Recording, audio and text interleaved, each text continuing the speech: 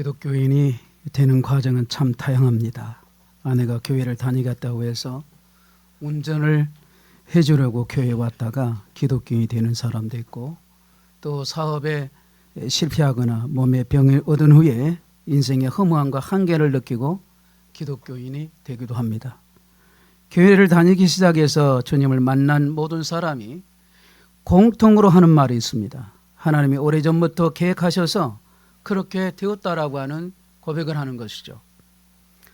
신학교에 오게 된 것도 하나님의 계획하심과 인도하심이 있었기 때문이고, 교회도 그냥 우연히 나간 것 같았는데 돌이켜보면 하나님께서 그렇게 미리 길을 예비하셨다라고 그렇게 고백하는 분들이 많습니다. 오늘 본문에 보시면 애정이라는 단어가 2번 반복되죠. 애정. 애정이 무엇이나 그 뜻을 보면 창세전에 구원할 자를 미리 선택하시는 하나님의 주권적인 역사를 말하고, 하나님의 전능하심과 주권을 전제로 한 하나님의 계획과 인도하심을 애정이라고 말을 하는 것입니다. 그래서 애정이라고 하는 것은 우리 머리로는 도저히 이해할 수 없는 하나님의 신비입니다. 애정을 잘못 알고 하나님은 공평, 즉 불공평하다고 생각하거나 또 애정을 운명처럼 그렇게 생각하는 사람들이 없잖아 있습니다.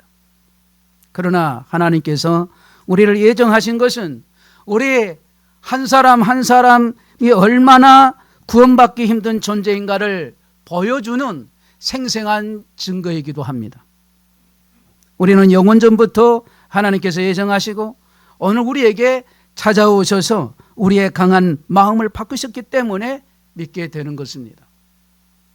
그래서 우리가 구원받게 된 것은 전적으로 하나님의 사랑이요, 은혜요, 하나님의 공로인 것입니다. 이것을 깨닫게 될 때 온전히 비로소 하나님께 감사하게 되는 것이죠.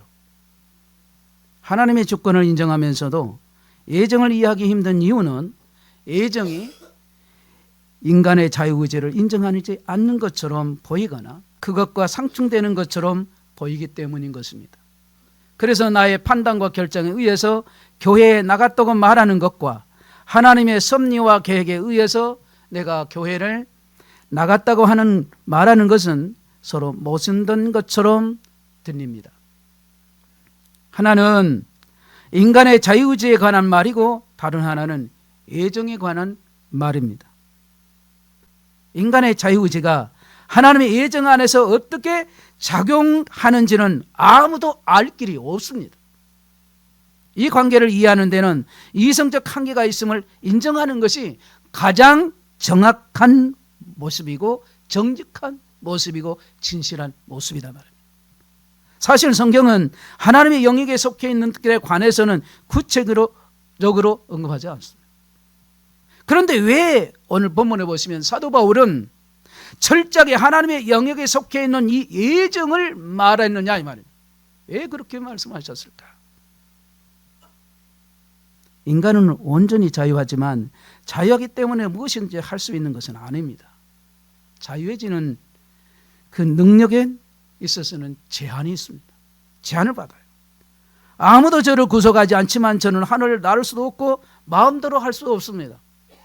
그러니까 제가 날 수 없다는 것은 제 의지의 문제가 아니라 그것은 능력의 문제입니다.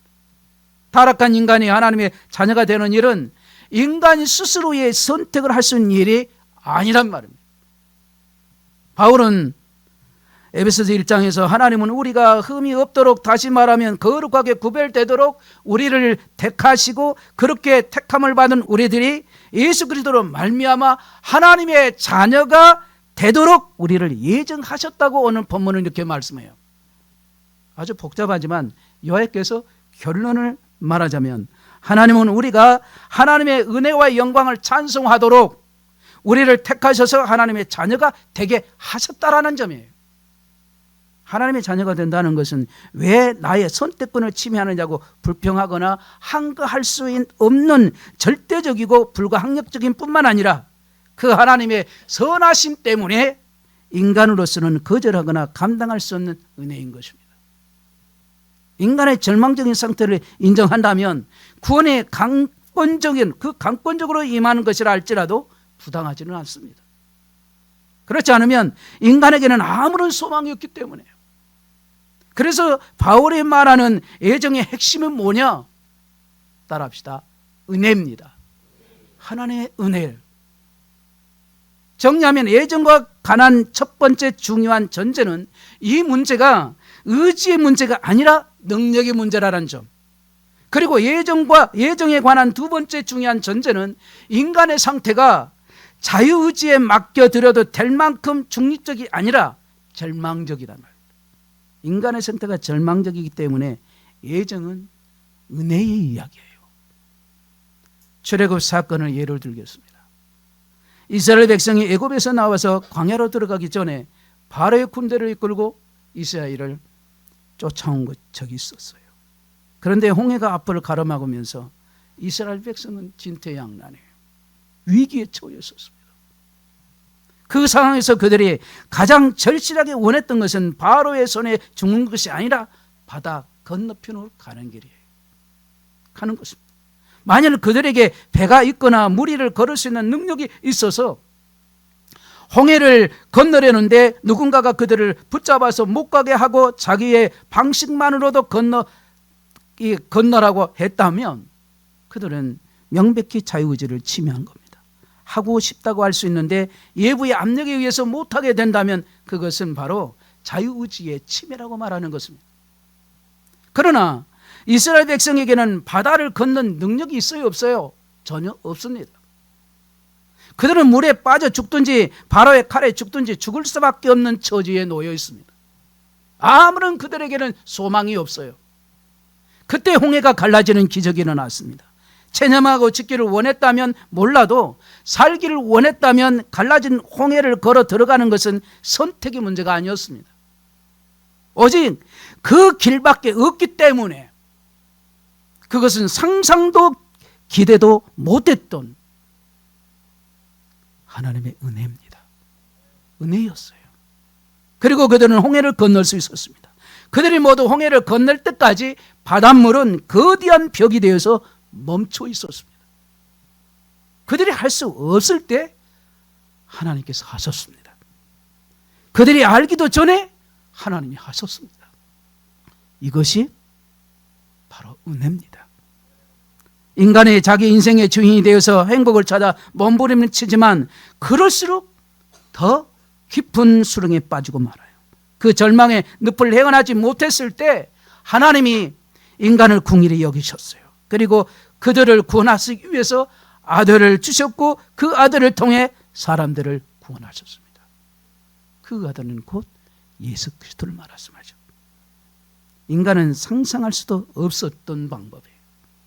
그런데 하나님은 이 구원을 계획하시고 어떤 사람에게 구원의 은혜가 임하도록 하셨습니다. 우리는 왜 하나님이 우리를, 즉 나를 택하셨는지 모르고 우리를, 즉 나를 택하신 기준도 알지를 못합니다.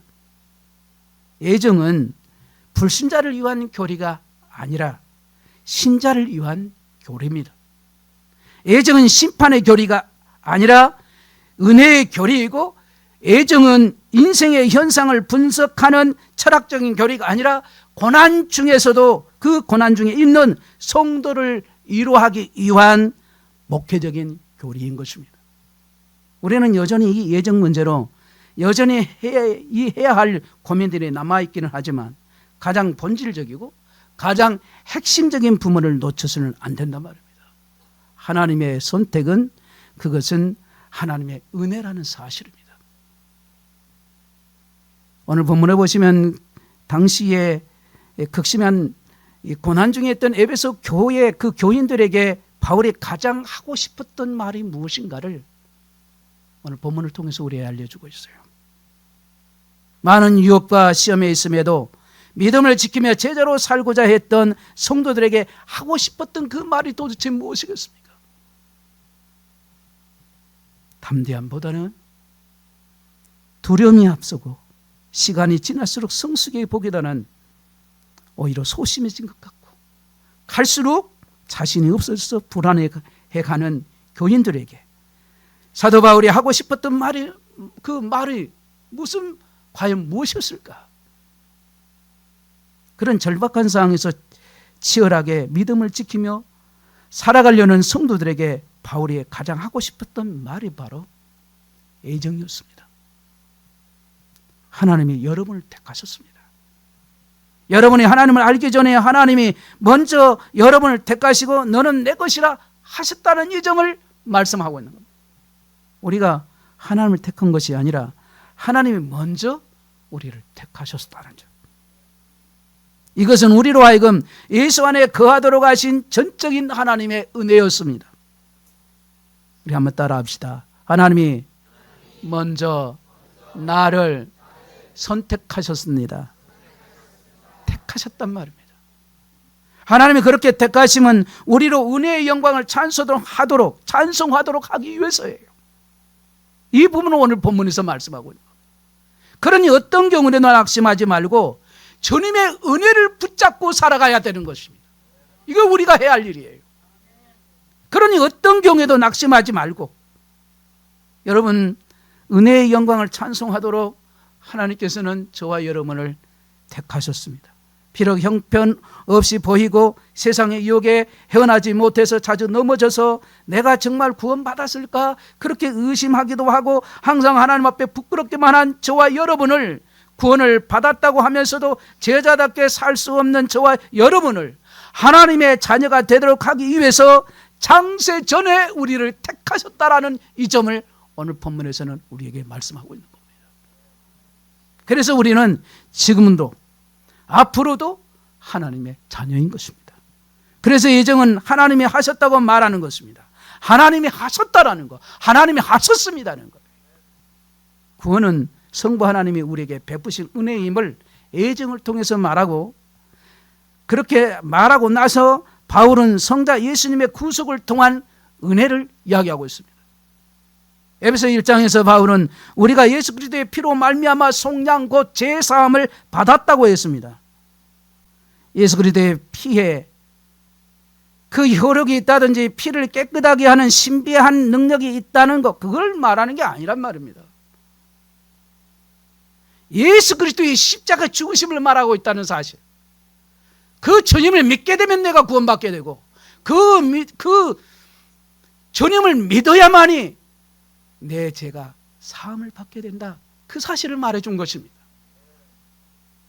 그러니까 예수 그리스도의 보혈로 제사함 받았다는 말은 곧 예수 그리스도의 죽음이 우리의 죄를 용서받을 수 있게 했다는 그러한 말이란 말이에요. 그런 의미예요. 성경은 이것을 구속 혹은 속량이라고 말합니다. 오늘 본문에도 속량이라는 말이 나옵니다. 값을 지불하고 사다 혹은 값을 지불하고 사서 자유하게 하다는 의미의 속량은 오늘 이 시대에 사는 현대인들에게는 아주 생소한 단어입니다. 오래된 단어이기도 하고 우리 사회에서는 누군가를 위해 대신 대가를 지불해서 자유하게 할 수 있는 제도가 없기 때문에 더더욱 이거 이해하기가 어려워요. 하지만 옛날 유대인이나 헬라인에게 이 속량은 그 의미와 이미지가 아주 생생한 단어입니다. 값을 지불하고 노예를 사서 그를 자유하게 해주는 것으로 속량을 설명하는 경우가 허다합니다. 그런데 같은 의미지만 저는 조금 다른 예를 들고 싶습니다. 왜냐하면 구약에서 속량이라는 단어는 노예뿐 아니라 동물에까지도 사용했기 때문이에요. 율법에 의하면 집에서 기르는 동물이 이웃집 사람을 물어서 죽이면 그 동물은 반드시 죽여야 합니다. 그 동물을 죽이지 않으면 그 동물의 주인을 죽일 수도 있어요. 모든 경우에 동물을 죽이죠. 하지만 그 동물을 너무 아끼면 주인은 죽은 사람의 가족을 찾아가서 아주 큰 값을 지불하고 동물을 살리는 경우가 있습니다. 그때 지불하는 값이 구약에서 말하는 구속의 값 혹은 속량이라고 말합니다. 이 구속의 값을 지불하면 그 동물은 사람을 죽인 죄가 사함받아서 자유하게 되는 겁니다. 그렇다면 여러분, 예수님은 누구에게 그 값을 지불했을까요? 우리는 하나님에게 죄를 지었습니다. 인간은 처음부터 사단의 그 유혹에 넘어가서 우리 스스로 인생의 주인이 되고자 하나님을 거부한 거예요. 여러분, 선악과 사건을 여러분 다 아시지 않습니까? 아직 예수님을 주님으로 모시지 않고 있는 사람들은 하나님 대신에 사단을 주인으로 섬기고 있는 것이 아닙니다. 여러분, 주님이라는 뜻이 뭡니까? 예수님을 우리는 주님이라고 말하죠. 그렇게 고백하고 주님, 예수님. 그럼 그 주님이라는 뜻이 뭐예요? 내 인생의 주인 되시다. 내 인생의 왕이시다. 왕으로 모시고 나의 주인으로 모시는 그분이 나의 주님, 내 예수님이라. 그러니까 나를 인도하시고 지도하시고 통치하시는, 즉 다스리는 분, 그분이 나의 주님이시다. 그러니까 죄의 근본은 뭐냐? 그 죄의 근본은 사단을 주인으로 섬긴 게 아니라 자기 자신을 주인으로 섬기는 거예요. 자기가 주인 되는 거예요. 하나님이 나의 주인이 아니라 내가 인생의 주인 노릇을 하는 거예요. 내 생각대로, 내 마음대로. 그럼 여러분의 주인은 누구십니까? 여러분의 주인은 누구시냐 말입니다. 사단의 목적은 자기 나라를 건설하고 키우는 게 아니라 하나님 나라를 파괴시키는 거예요.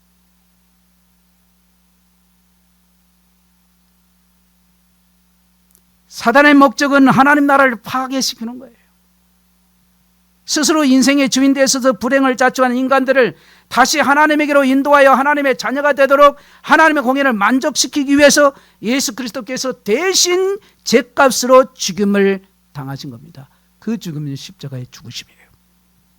그래서 이건 말도 안 되고 터무니없는 이야기입니다. 사실은 단순히 죄인을 불쌍히 여기셔서 죽어주신 게 아니란 말입니다. 하나님의 자신을 대적한 죄인을 불쌍히 여기셔서 스스로 죽음을 당하신 것이기 때문에요. 성경에서 모든 사람들이 죄인이라고 말할 때 그 말의 의미는 인간은 스스로 주인 되려고 하는 그 일 때문에 인간은 절망하는 겁니다. 절망되었다는 말이에요. 성경에서 모든 사람이 죄인이라는 이 말의 의미는 우리가 아무리 좋은 집에 살아도, 아무리 좋은 대학을 나왔어도, 아무리 좋은 일을 많이 하고, 아무리 많은 것을 소유해도 인간은 어떻게 되면 절망해요. 하나님만 만나면, 하나님 믿지 않으면, 예수님을 나의 구주로 믿지 않으면 그 사람은 절망, 죽음 앞에서 당당히 설 수 없습니다. 죽음이 두려워 떨어요. 절망하고 맙니다. 인생은 절망이에요. 아무리 많은 걸 누려도 그 사람은 절망이에요.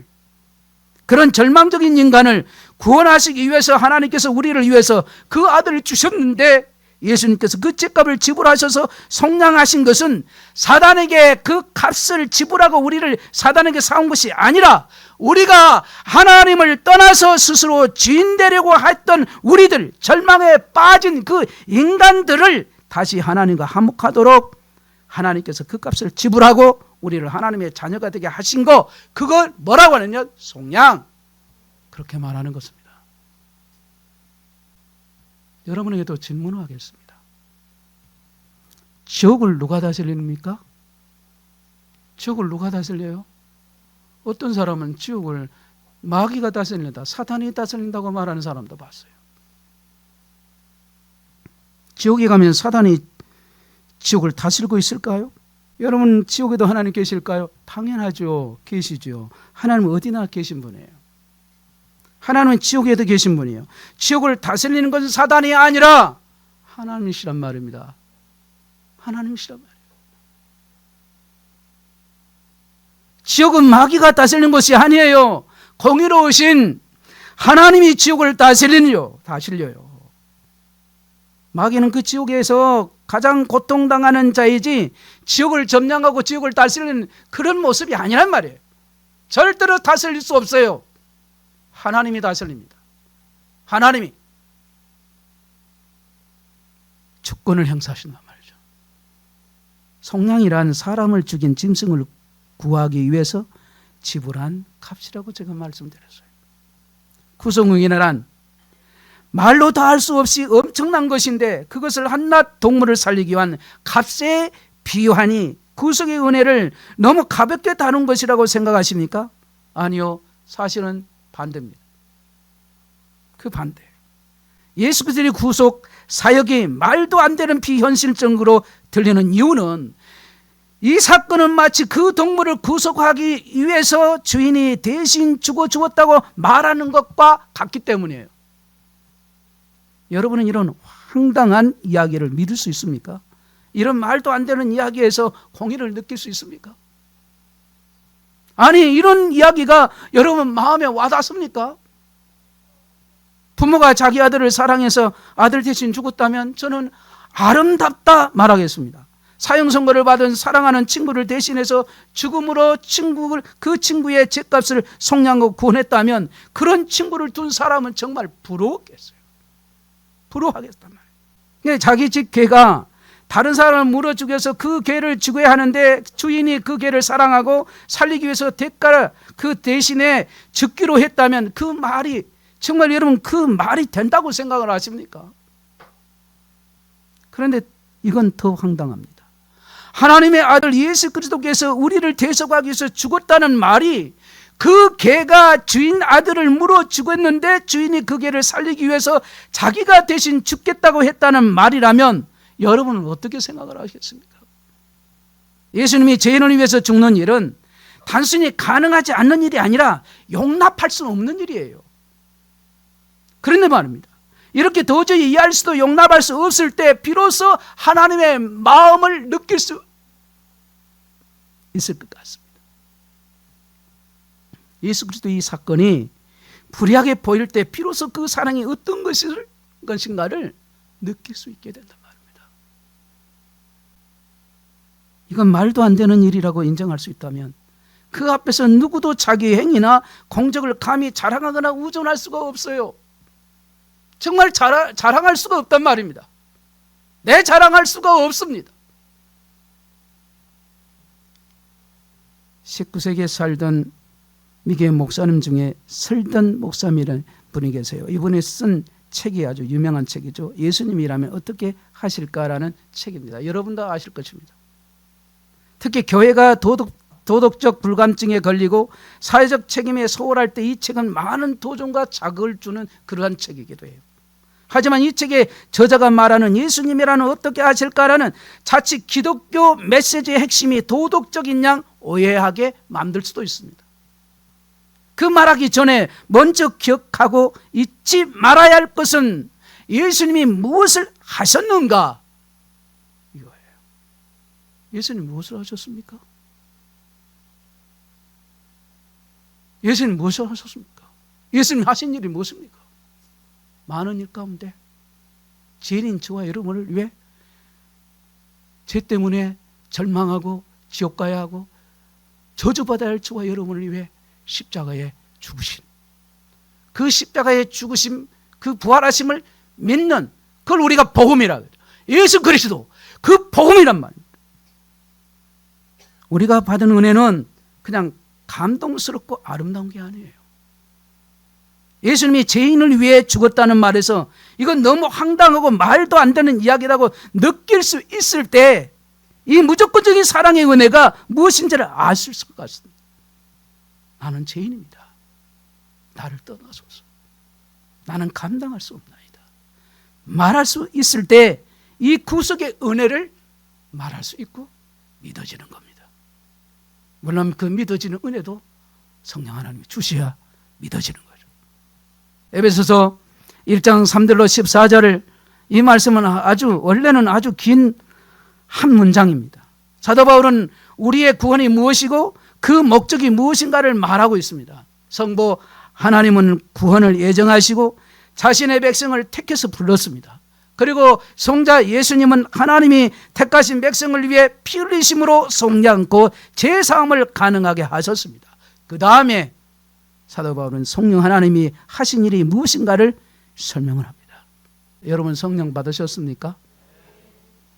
가장 기초를 가르쳐요. 예수를 진짜 믿으면 그 사람은 성령 받은 사람이라 그렇게 믿어야 해요. 성령을 받았다고 질문하면 가장 먼저 은사나 체험이 떠오르는 줄 모르겠습니다. 사람들은 구원은 예수님이 해주시고 성령께서는 구원받은 성도가 신앙생활을 잘할 수 있도록 필요한 능력을 공급해 준다고 그렇게 생각을 합니다. 특별히 은혜를 사모하고 간절히 기도하는 사람에게는 성령께서 능력을 주신다고 생각하는 것 같습니다. 그렇게 생각하면 이미 예수를 믿고 신앙생활을 시작한 사람들에게도 성령을 받았느냐, 이 질문이 가능하단 말이에요. 그럼 구원받고도 성령을 못 받을 수도 있다고 생각하는 분들은 성령께서는 무조건 능력 주시고 병 고치고 어떤 능력을 행하고 하는 그것만 그런 능력을 주신 분으로 생각을 한단 말이에요. 그렇기 때문에 예수 믿는 사람은 다 성령을 받았다는 사실에 대해서 그 말씀을 믿지 않는단 말이에요. 그냥 능력만을 구하는 것입니다. 그런데 성령께서 하시는 가장 중요하고 궁극적인 일은 우리를 구원하여서 하나님의 자녀가 되도록 하는 일입니다. 바울은 예수 그리스도께서 완성하신 구원을 우리에게 적용하시는 그 성령의 일을, 그 일은 하나는 인치심이고 다른 하나는 보증이라는 사실을 오늘 본문에 말씀합니다. 집을 계약하는 일을 한번 생각해 보겠습니다. 오늘 본문을 쉽게 비유해서 말씀드리면, 마음에 드는 집을 꼭 사고 싶으면 해야 하는 법적인 사항이 두 가지죠. 그 집을 사겠다는 계약서에 서명을 하고 계약금을 지불하는 일입니다. 그러면 계약이 성사돼요. 금액을 다 지불할 때까지 은행 담보권이 걸려 있지만 계약서에 사인하고 계약금을 지불하면 그 집을 자기 집이라고 말해도 괜찮습니다.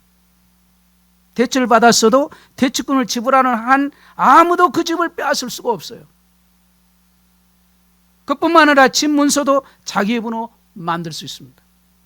이때 계약서에 서명한 것이 인치심이고 계약금을 지불하는 것이 보증입니다. 그렇다면 성령께서 인치심이 되고 보증이 되셨다는 말은 무슨 뜻일까요?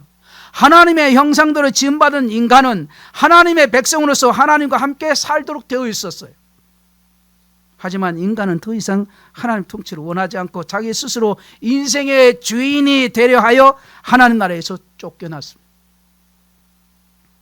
그래서 불행해진 인간은, 그 인간을 불쌍히 여기셔서 하나님은 그들을 구원하셨고 이제 단순히 하나님의 백성이 아니라 하나님의 자녀가 되도록 하셨단 말이에요.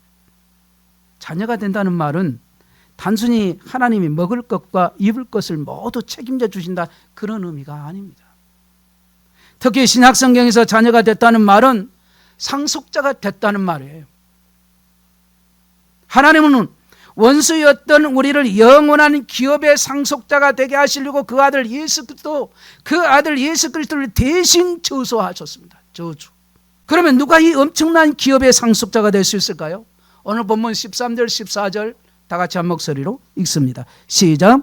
그 안에서 너희도 진리의 말씀 너희의 구원의 복음을 듣고 그 안에서 또한 믿어 약속의 성령으로 인치심을 받았으니 이는 우리의 기업의 보증이 되사 그 얻으신 것을 속량하시고 그의 영광을 찬송하게 하려 하심이라.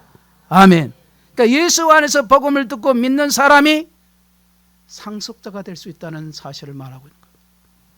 물론 여기서 말하는 믿음이란 예수 그리스도를 통해서만 우리의 죄가 사함 받을 수 있다는 확신으로 자기의 구원을 위해 그리스도를 온전히 신뢰하는 것을 의미하는 것입니다. 예수님을 신뢰하는 사람은 자신의 믿음으로 계약서에 서명하는 것이 아닙니다. 자신이 서명하는 것이 아니라 성령께서 하신 일입니다. 내가 했다고 착각하면 안 돼요. 성령께서 그 믿는 자를 위해 그 위에서 서약서, 그 계약서에 서명하시고 친히 계약금을 지불하심으로써 우리가 그 기업을 유업으로 상속을 받게 되는 것입니다. 하나님의 기업을 우리에게 상속하는 이 계약서에 성부 하나님이 갑으로 서명하시고 성령 하나님이 을로 서명하시고는 성령께서 친히 계약금이 되어 주셨습니다. 이것이 성령께서 하신 일이에요. 그러니까 이 구원은 성삼위 하나님 안에서 서로 약속하고 행하신 일이란 말입니다. 성부 하나님은 계획하시고 성자 예수 그리스도는 순종하셔서 대신 저주받으시고 십자가에 죽으시고 성령은 우리를 대신해서 서명하고 친히 보증이 되어 주셨다는 이 점을 오늘 본문에서 우리에게 말씀하고 있습니다. 이렇게 해서 믿는 자들의 구원을 가능하고 확실하게 한 것입니다. 우리가 믿음으로 계약서에 서명한 것이 아니라 우리가 믿을 때 성령께서 계약서에 바로 서명하신다는 이 사실에 저와 여러분이 주목해야 합니다. 에베소 1장 3절에서 14절까지 우리라는 단어가 12번이 기록되어 있어요. 그런데 13절에서만 너희로라는 말이 2번 반복해서 기록을 하고 있습니다. 그러면 우리는 누구이고 너희는 누굴까요? 여기서 우리는 유대인이고 너희는 이방이라고 보는 것이 보편적인 견해입니다. 그러면 사도 바울이 하고 싶은 말은 하나님이 이방인도 예수 그리스도를 믿음으로 말미암아 하나님의 자녀가 되게 하시고 하나님의 예정이라는 비밀 가운데 그분의 나라를 기업으로 상속받을 수 있도록 하셨다는 이 점, 이 말을 하신 겁니다. 이건 엄청난 선언이에요.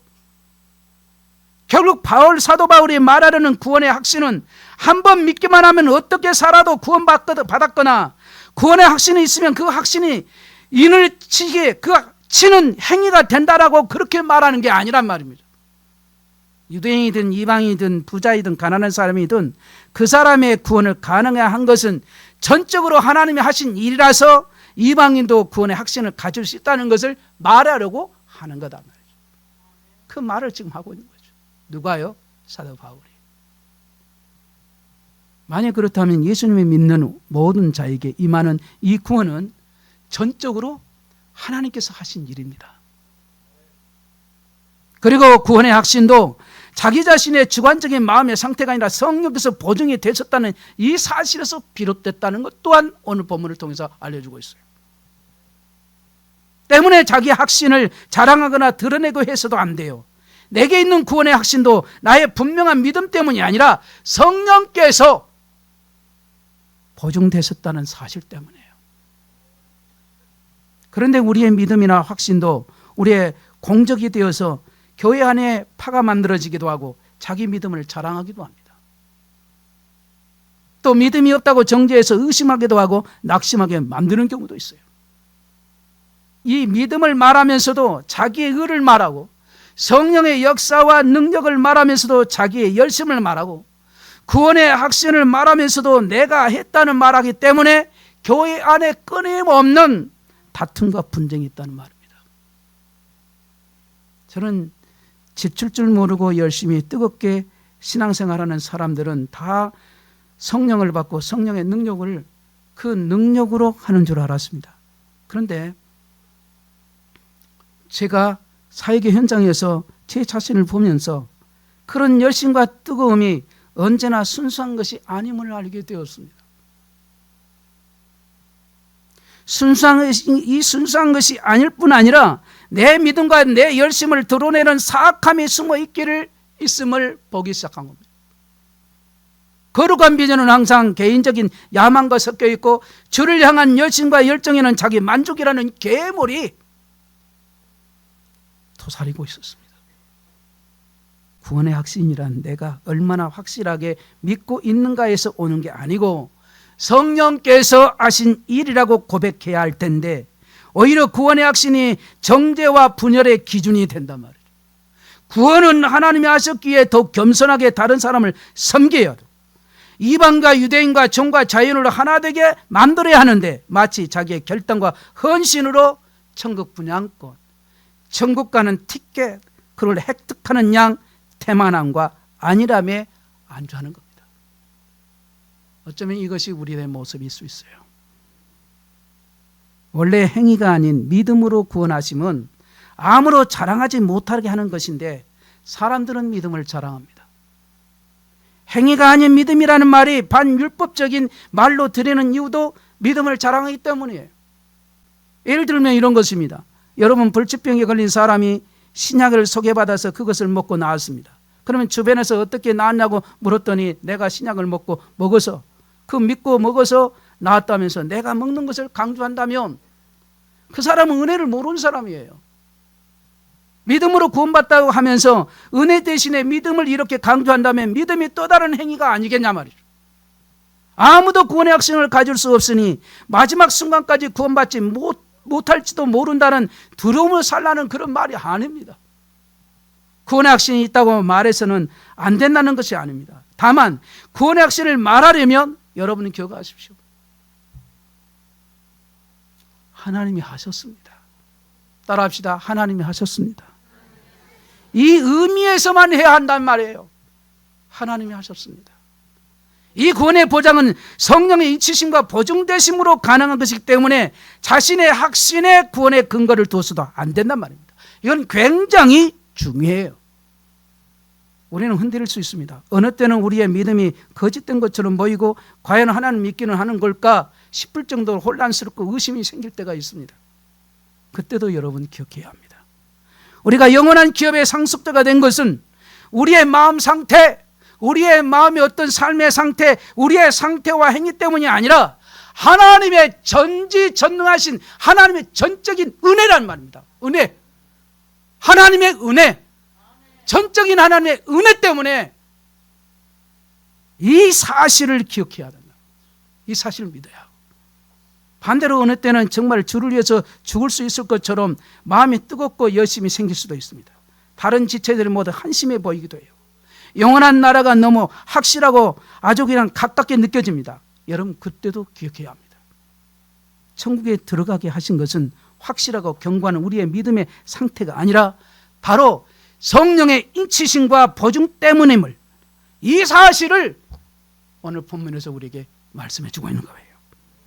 복음을 듣고 그리스도를 신뢰하기로 한 우리들이 영원한 나라를 유업으로 받을 수 있는 것은 하나님이 선택하시고 예수님이 대신 저주받으시고 성령께서 보증되어 주셨기 때문에 오늘 저와 여러분이 하나님의 자녀가 된 것입니다.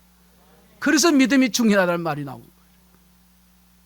우리는 정말 아무것도 아님을 아는 것이 믿음일 텐데 오히려 이 믿음과 확신이 힘이 되고 자랑이 됩니다.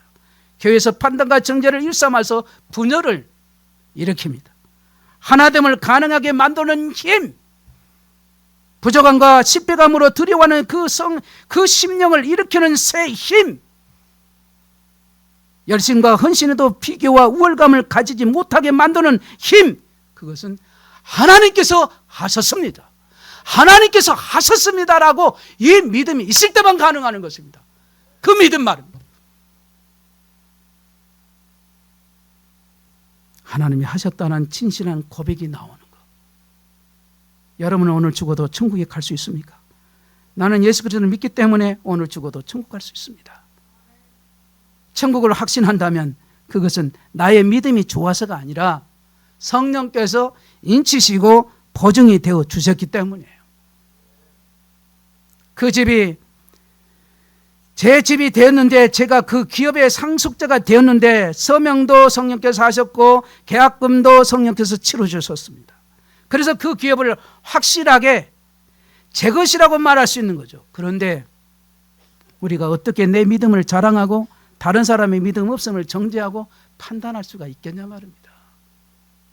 오직 믿음은 우리가 할 일이 아무것도 없음을 고백하는 거예요.